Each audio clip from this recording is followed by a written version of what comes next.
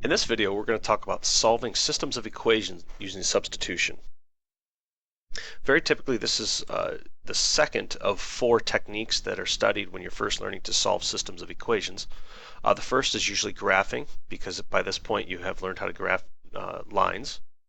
The second one is substitution, because you've already learned how to evaluate expressions, and this is virtually no different. And the third one is called elimination, and that uses the additive principle of equality, or additive property of equality, depending on the book that you have.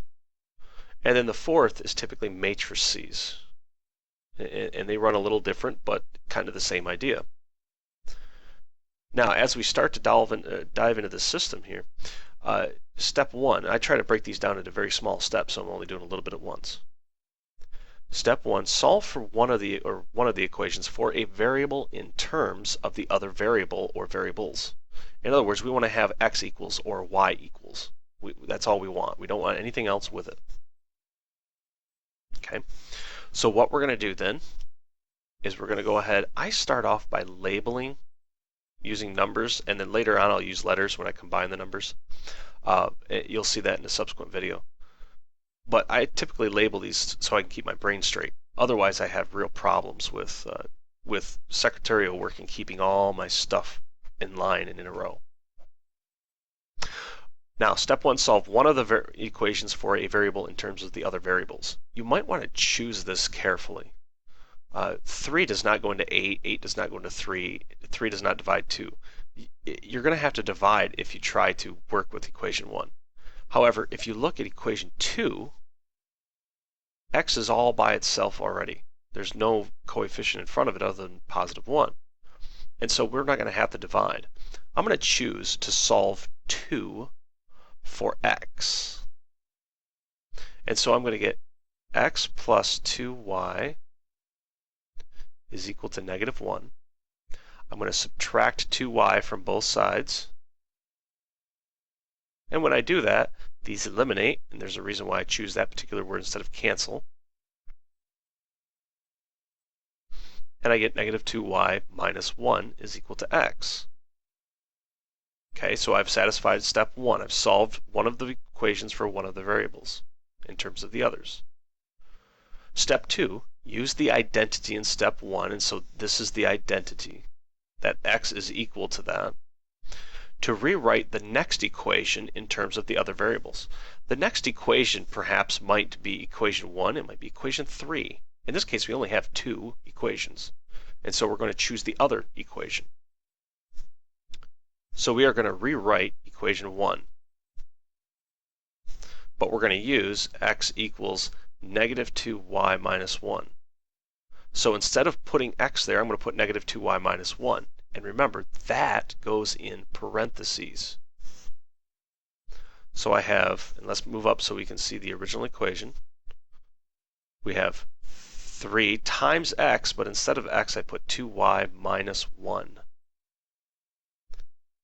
Plus 8y is equal to negative 2.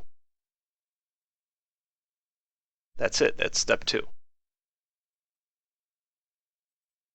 Now, step 3 says repeat steps 1 and 2 until you have a single equation with one variable. What I would recommend at this point is that if you have y's and z's, and I'll make a subsequent video where I have 3 and 4 equations and variables. But if you have y's and z's, I would go ahead and distribute this and make it as simple at looking as possible before I move on. It's not necessary, but it's helpful.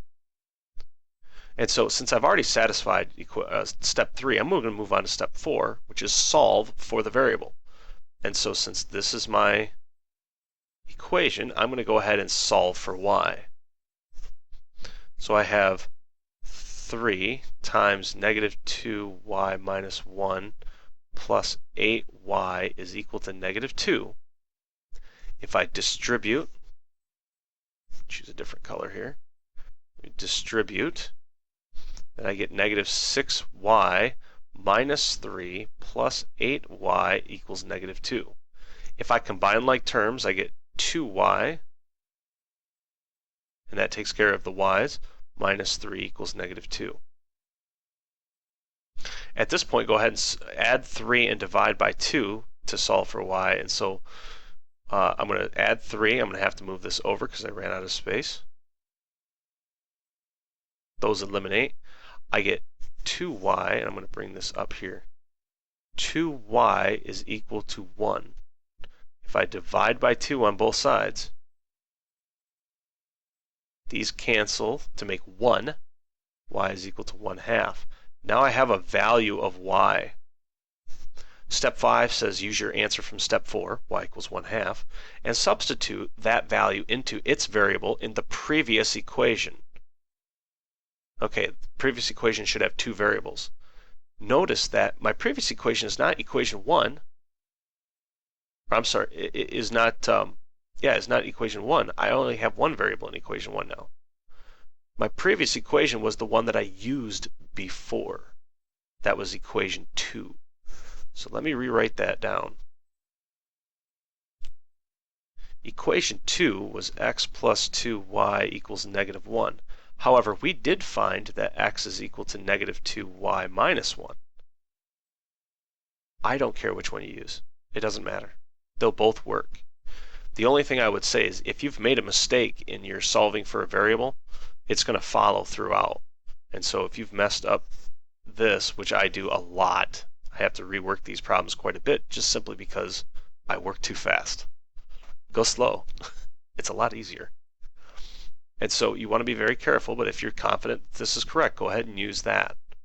So we'll say x is equal to -2 times, and whenever we're substituting, we always put in parentheses, 1/2 minus 1. -2 times 1/2 is -1, minus 1 is -2. So x is equal to -2. Number 6. When you back up and go through this, what you're going to find is you're going to find the value of each and every variable. And so it says use the variables values from step 4 and 5 to substitute it to the third to last equation and solve for the unknown variable, and repeat 3 through 6 until all variables are solved for. These 2 steps refer to 3 and 4 variables or more variables. And so it's just a reiteration of these same sets of steps, but you're just going to do it several times. I put them in here to let you know we're not going to stop at 2.